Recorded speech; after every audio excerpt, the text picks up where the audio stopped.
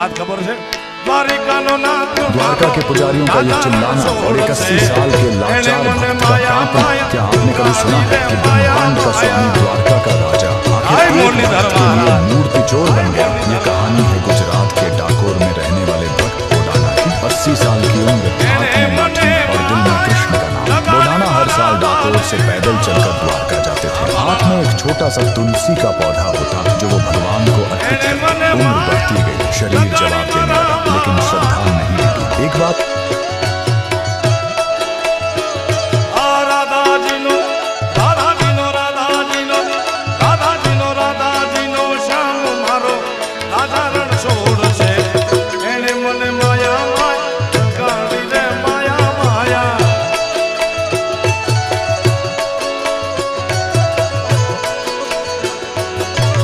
Dwarkadhish